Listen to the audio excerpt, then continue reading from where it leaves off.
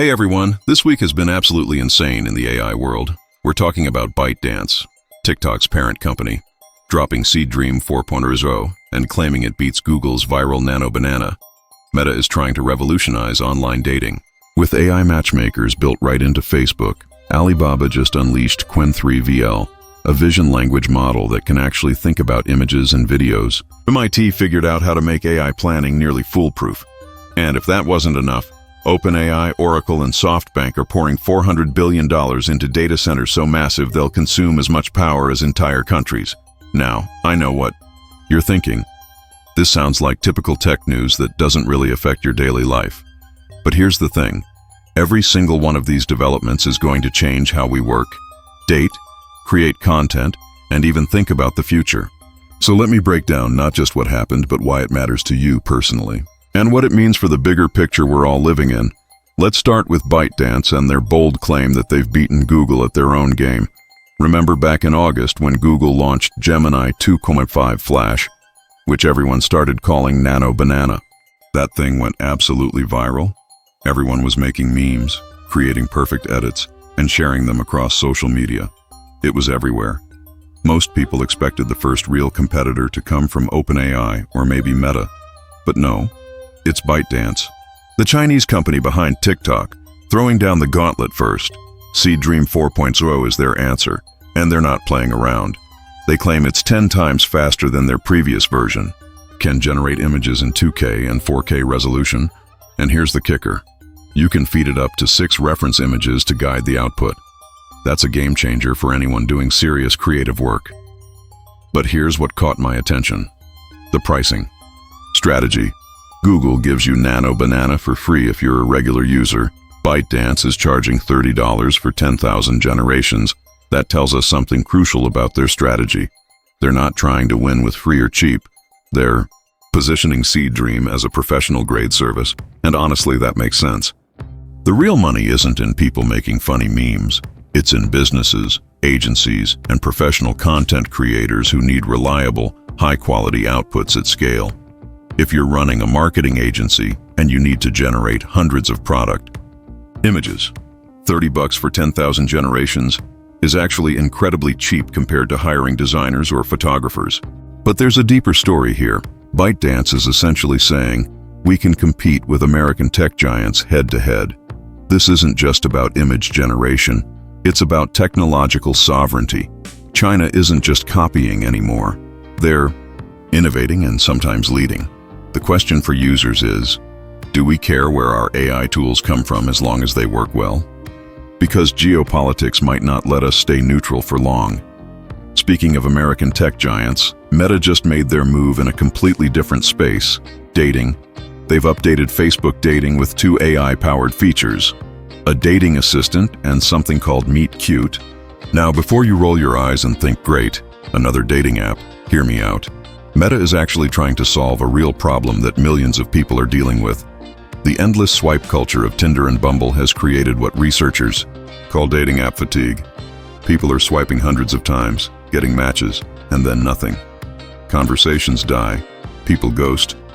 The whole experience has become this weird gamification of human connection where quantity replaced quality. Match Group, which owns Tinder, has seen their stock drop 68% over the past 5 years. That's not a coincidence. Their model is breaking down. Meta's approach is different. The AI dating assistant lets you search with natural language. Instead of just filtering by age and location, you can type something like, find me someone in Brooklyn who works in finance and loves hiking. The AI actually understands and adjusts your search accordingly. Meet Cute sends you 1 unexpected match per week, not hundreds, just 1, based on deeper compatibility analysis. Here's what's interesting. Meta is betting that people are tired of choice overload and want curation instead. But this raises massive privacy concerns. Meta already has a history of data misuse. They were fined $5 billion for privacy violations. Now they want to analyze how we flirt, what makes us attracted to someone, our deepest relationship preferences. Are we comfortable giving that level of intimate data to a company with such a problematic track record? The irony is that Meta might actually create better matches precisely because they have so much data about us. They know what we really engage with, not just what we say we like, but at what cost. This is the classic trade-off of the surveillance economy: better services in exchange for our privacy. Now let's pivot to something that might seem more technical but is actually revolutionary: Alibaba's Qwen3VL. This isn't just another AI model. It's a vision language system that can process images, videos, and code with a context window of up to 1 million tokens. To put that in perspective, that's equivalent to processing an entire textbook or several hours of video while maintaining understanding of all the details. But here's the most important part. Alibaba made it completely open source. In a world where OpenAI keeps GPT-4 locked down and Google closely guards their best models, why would Alibaba just give away their cutting-edge technology? The answer reveals a sophisticated strategy that goes way beyond altruism. First, it's geopolitics. With US-China trade tensions, open source is how Chinese technology can penetrate global markets without getting blocked by government restrictions. When developers around the world build applications on Qwen3VL, they're essentially choosing Chinese AI infrastructure over American alternatives. Second, it's about ecosystem building. Alibaba wants to become the foundation that other companies build on. When thousands of developers contribute improvements back to the model, Alibaba gets all those enhancements for free. It's crowdsourced R&D at massive scale. Third, it's a direct challenge to the closed source model by proving that open source can match or exceed proprietary systems. They're forcing companies like OpenAI to justify why they're keeping their models locked up. It's putting pressure on the entire industry to be more transparent. For users and developers, this is huge. If you're a startup or a developer in any country outside the US, you now have access to state-of-the-art AI without having to pay massive fees to American tech companies. That levels the playing field in ways we haven't seen before. But it also makes us dependent on Chinese technology infrastructure. Are we trading American surveillance capitalism for Chinese surveillance capitalism? The tools might be free, but the strategic implications definitely aren't. This connects directly to what MIT researchers just accomplished with AI planning. They've solved one of the most persistent problems in AI: the gap between sounding smart and actually being useful. Current AI systems are brilliant at generating text that sounds logical, but when you try to implement their suggestions in the real world, they often fall apart completely. Their new framework, called PDDL Instruct, addresses this by combining logical reasoning with external validation. Essentially, the AI makes a plan, then a separate system checks every single step to make sure it's actually feasible. If something doesn't work, it provides detailed feedback, and the AI revises the plan. They tested this on complex planning problems and achieved 94% accuracy, essentially making AI planning nearly foolproof. This might sound academic, but think about the applications. Right now, if you ask an AI to plan a week-long vacation, it might suggest visiting 3 cities in different countries in one day because it doesn't understand physical constraints. With this breakthrough, AI could actually create realistic, implementable plans for everything from business strategies to personal schedules to logistics operations. The implications for business are enormous: supply chain optimization, project management, resource allocation. All of these could become dramatically more efficient, but it also means that many jobs that involve planning and coordination might be at risk. The question isn't whether this technology will be adopted, but how quickly and who will benefit from the productivity gains. What's fascinating is that this research comes from an American university, but the methodology can be applied to any AI model, including the open-source Chinese models we just discussed. Scientific knowledge doesn't respect national boundaries, which creates interesting dynamics in the current geopolitical climate. And that brings us to the biggest infrastructure news of the week: the massive expansion of the Stargate data center project. OpenAI, Oracle, and SoftBank just announced they're adding 5 new sites, pushing their planned capacity to nearly 7 gigawatts and over $400 billion in investment over the next 3 years. Their target is 10 gigawatts by the end of 2025. Let me put those numbers in perspective. 10 gigawatts is roughly equivalent to the output of 10 small nuclear power plants. We're talking about the electricity consumption of an entire small country, all dedicated to training and running AI models. This is the largest private infrastructure investment in modern history, and it's all happening in the United States. The geographic concentration isn't accidental. By keeping all this computing power on American soil, these companies are ensuring that the most advanced AI development remains under U.S. jurisdiction. It's a strategic move that has implications far beyond technology. This is about maintaining technological dominance in an era where AI capabilities are becoming synonymous with national power. But there are troubling aspects to this massive investment. The environmental impact is staggering. AI training consumes enormous amounts of energy. And while these companies talk about renewable energy, the scale is so massive that it will strain electrical grids and potentially drive up energy costs for everyone else. We're essentially prioritizing AI development over addressing climate change, which seems like a questionable trade-off. There's also the question of economic inequality.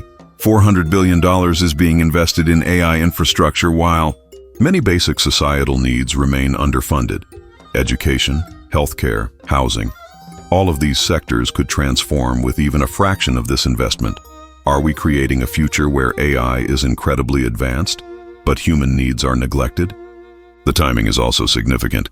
This massive infrastructure buildup is happening right as other countries, particularly China, are making their own AI breakthroughs and releasing competitive models as open source. It's an arms race. But instead of nuclear weapons, it's computing power and AI capabilities. What connects all of these developments is a common thread. We're witnessing the emergence of a new technological order where AI capabilities determine economic and geopolitical power. ByteDance challenging Google, Alibaba open sourcing advanced models, Meta trying to revolutionize social connections, MIT solving fundamental AI limitations, and massive infrastructure investments. These aren't separate stories. They're all part of the same larger narrative about who will control the AI-powered future. For individuals, this creates both opportunities and challenges. On the opportunity side, we have access to increasingly powerful tools that can augment our capabilities in ways that were impossible just a few years ago. Content creators can generate professional quality images. Developers can build applications with state-of-the-art AI, and everyone can potentially benefit from more intelligent planning and decision-making tools. But the challenges are equally significant. Privacy concerns are mounting as AI systems require ever more personal data to function effectively. Economic displacement is accelerating as AI capabilities expand into more domains. Geopolitical tensions are increasing as AI becomes a tool of national competition rather than global cooperation. The key insight is that we're not passive observers of this transformation. We're active participants whose choices shape how it unfolds. Every time we choose which AI tools to use, which companies to support, and which privacy trade-offs to accept, we're voting for the kind of AI-powered future we want to live in. The companies making these announcements want us to focus on the cool features and impressive capabilities. But the more important questions are about power, control, and values. Who gets to decide how these technologies are developed and deployed? How do we ensure the benefits are distributed fairly? How do we maintain human agency in an increasingly automated world? These aren't just technical questions. They're fundamentally about the kind of society we want to create. The decisions being made right now in boardrooms and research labs will shape the next decade of human experience. And unlike previous technological revolutions, this one is happening at unprecedented speed, with unprecedented concentration of power, and with unprecedented potential consequences. The story of this week isn't really about 5 separate AI developments. It's about the acceleration of a transformation that's already reshaping how we work, connect, create, and think about the future. The question isn't whether AI will change everything. It's whether we'll have any say in how that change happens. And that's something every one of us needs to be thinking about, regardless of whether we consider ourselves tech people or not, because this isn't happening to us. It's happening with us, whether we're paying attention or not. The only question is whether we'll engage thoughtfully with these changes or let others make the decisions for us. What do you think about these developments? Which one will have the biggest impact on your life? And more importantly, what kind of AI-powered future do you want to help create? Because one way or another, we're all helping to build it.